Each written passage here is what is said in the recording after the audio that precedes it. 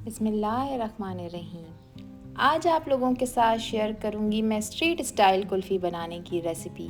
Market से हज़ार गुना बेहतर सॉफ्ट और क्रीमी कुल्फ़ी बनाना अब आपके बाएं हाथ का खेल है, क्योंकि बजट फ्रेंडली तरीके से आज इस रेसिपी को बनाएंगे। ना ही इसमें कंडेंस मिल्क का इस्तेमाल करूंगी, ना ही इस्तेमाल करूंगी इसमें खोया। और यकीन करें, जब इस रेसिपी से आप ये कुल्फ़ी बनाएंगे तो आपको बचपन याद आ जाएगा इंशाल्लाह। तो रेसिपी को एंड तक देखें, अच्छी लगे तो लाइक कर दें। चैनल पर न्यू हैं तो चैनल को भी ज़रूर सब्सक्राइब कर लें। अस्सलाम वालेकुम माय यूट्यूब फैमिली, कैसे हैं आप लोग? खुश रहें, आबाद रहें, जहाँ भी रहें हंसते मुस्कुराते रहें। मैं हूँ हादिया और वेलकम करती हूँ आप लोगों को कुकिंग सीक्रेट्स विद हादिया में। तो चलें फिर जल्दी से रेसिपी स्टार्ट कर लेते हैं। तो बहुत ही टेस्टी सी स्ट्रीट स्टाइल कुल्फ़ी बनाने के लिए यहाँ पर मैंने लिया है 1.5 किलो दूध। मैं खुला दूध यानी फ्रेश मिल्क यूज़ कर रही हूँ। ये फुल ऑफ फैट होता है। ये दूध मैं यहाँ पर बॉईल कर चुकी हूँ, इसलिए आप लोगों को नज़र आ रहा है कि इसमें मलाई भी मौजूद है। तो अगर आप चाहते हैं कि आपको बेहतरीन रिजल्ट्स मिलें तो इसी तरह से फ्रेश मिल्क का आपने यूज़ करना है। ये दूध इस स्टेज पर ठंडा है, तो सबसे पहले मैं इसमें से 1 कप दूध निकाल कर रख लूँगी। इस दूध का क्या करना है ये मैं आगे आप लोगों को वीडियो में बताती हूँ।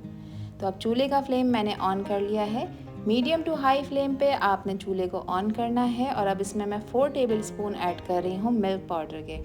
मिल्क पाउडर यूज़ कर रही हूँ, टी वाइटनर यूज़ नहीं कर रही हूँ, या आप किसी भी अच्छी कंपनी का यूज़ कर सकते हैं। अब एक विस्कर ले लिया है मैंने, इसकी मदद से मैं अच्छी तरह से दूध को मिक्स कर लूँगी ताकि इसमें किसी भी तरह की कोई गुठली बाकी ना रहे और ये लम्स फ्री हो जाए।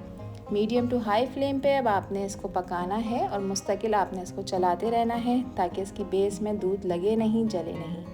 4 टेबल स्पून मैं फ्रेश क्रीम के यूज़ कर रही हूँ। टेट्रा पैक क्रीम का मैं यूज़ कर रही हूँ, आप इसकी जगह दूध की मलाई का भी यूज़ कर सकते हैं। हाफ़ टी स्पून मैं यहाँ पर सब्ज़ इलायची है, इसका पाउडर ऐड कर रही हूँ बेहतरीन खुशबू के लिए।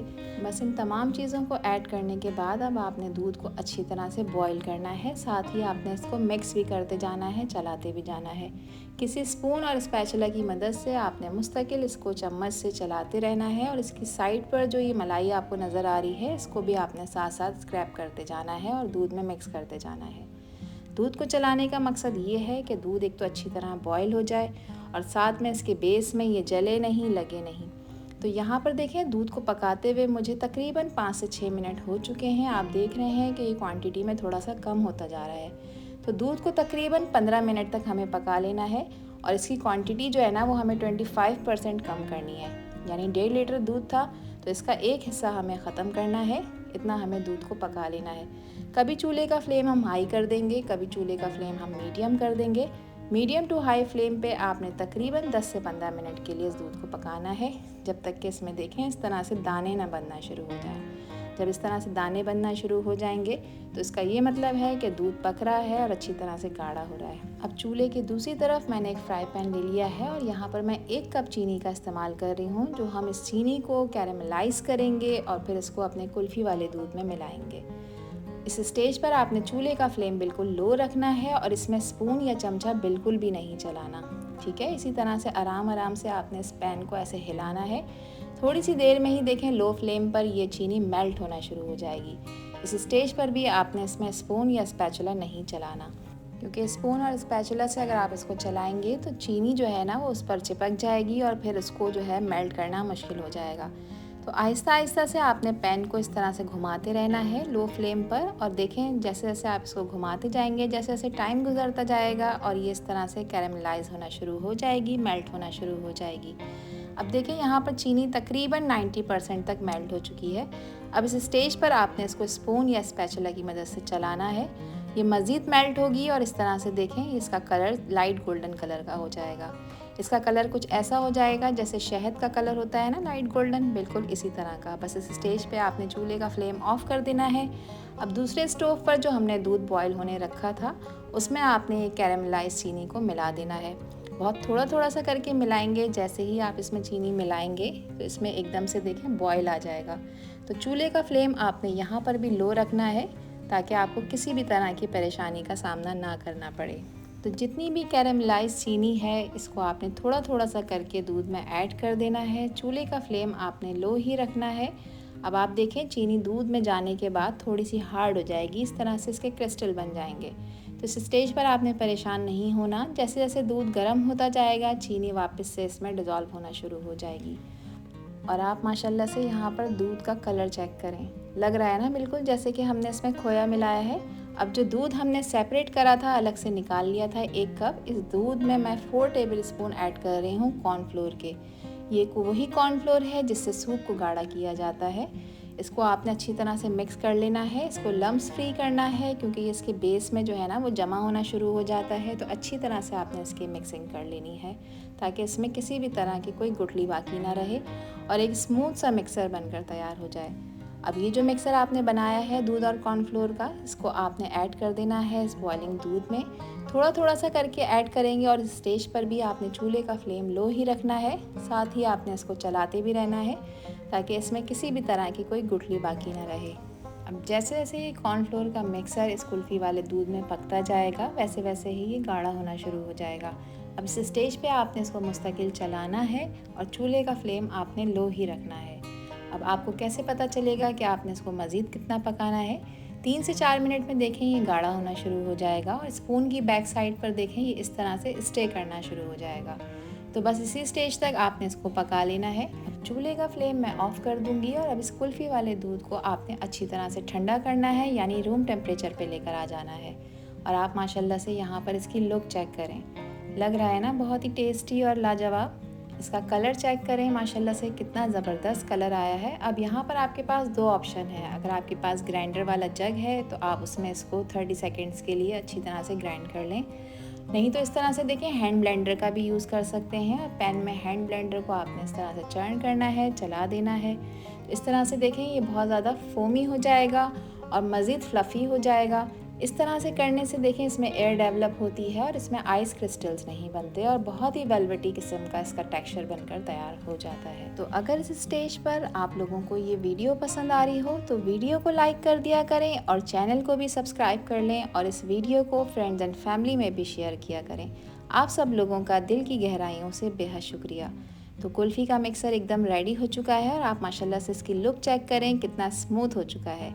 अब इसको फ्रीज़ करने के लिए यहाँ पर मैं 4 अदद डिस्पोजेबल ग्लास का यूज़ कर रही हूँ। ये ईज़िली अवेलेबल होते हैं मार्केट में, आपको किसी भी बेकरी शॉप से मिल जाएंगे। अगर ये ग्लासेस नहीं है अवेलेबल आप लोगों के पास तो कोई इशू नहीं है। इनको फ्रीज़ करने के लिए आप घर में मौजूद किसी स्टील के ग्लास का भी यूज़ कर सकते हैं या फिर कुल्फ़ी के मोल्ड्स आते हैं आप उनका भी यूज़ कर सकते हैं, और सबसे सिंपल आप किसी एयर टाइट कंटेनर का भी यूज़ कर सकते हैं।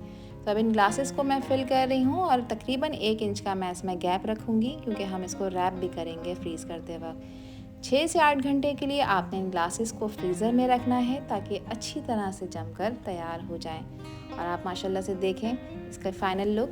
तो इसको मैं रैप कर रही हूँ यहाँ पर क्लिंग रैप लगाकर। आप इसको फॉइल पेपर से भी कवर कर सकते हैं। कवर करने का मकसद ये है कि जब आप इसे फ्रीज़ करेंगे तो इसमें किसी भी तरह के आइस क्रिस्टल्स ना बने।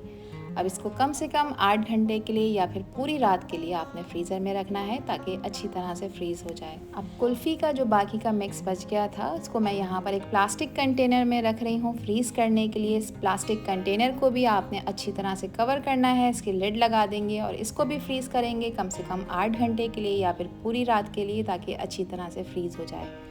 और यहाँ पर देखें सुबह में जब मैंने इस कुल्फ़ी को फ्रीज़र से निकाला तो ये यहाँ पर मुकम्मल तरीके से फ्रीज़ हो चुकी है।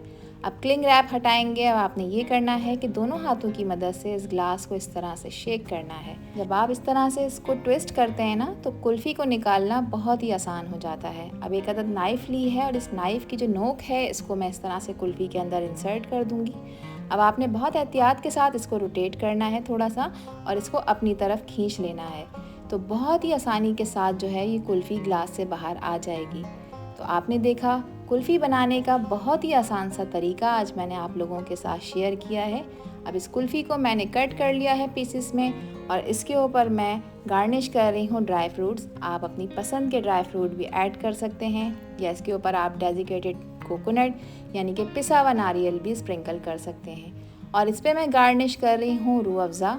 और आप माशाल्लाह से इस कुल्फ़ी की लुक चेक करें, लग रही है ना बिल्कुल स्ट्रीट स्टाइल। अब जो कंटेनर में मैंने कुल्फ़ी फ्रीज़ होने के लिए रखी थी उसको भी मैं आपको डीमोल्ड करके दिखा देती हूँ। तो ठेले वाली कुल्फ़ी बनाने का सबसे आसान तरीका आज मैंने आप लोगों के साथ शेयर किया है। आपको काट के भी दिखा देती हूँ कि देखें इसका टेक्सचर कितना स्मूथ, सॉफ्ट और सिल्की बनकर तैयार हुआ है। तो एक दफ़ा आप लोगों ने इस रेसिपी को ज़रूर ट्राई करना है। मैं उम्मीद करती हूँ कि जब आप मेरी इस रेसिपी से ये कुल्फ़ी बनाकर तैयार करेंगे तो खाने के लिए आपका हाथ ही नहीं रुकेगा और बाज़ार से मिलने वाली कुल्फ़ी को आप हमेशा के लिए लेना छोड़ देंगे। तो कुल्फ़ी घर में बनाएं, हाइजेनिक तरीके से बनाएं और बहुत कम बजट में बहुत सारी बनाकर तैयार करें। तो मैं उम्मीद करती हूँ कि ये रेसिपी और वीडियो आप लोगों को पसंद आई होगी। पसंद आई हो तो मुझे कमेंट सेक्शन में अपना फ़ीडबैक लाजमी शेयर करिएगा कि ये रेसिपी और वीडियो आप लोगों को कैसी लगी। आपसे फिर मिलूँगी इंशाल्लाह एक न्यू वीडियो में एक न्यू रेसिपी के साथ। जब तक हादिया को दीजिए इजाज़त। अपना बहुत सारा ख्याल रखिएगा, अपनों का भी ख्याल रखिएगा और मुझे भी अपनी प्यारी दुआओं में याद रखिएगा। अल्लाह हाफ़िज़, अल्लाह निगहबान।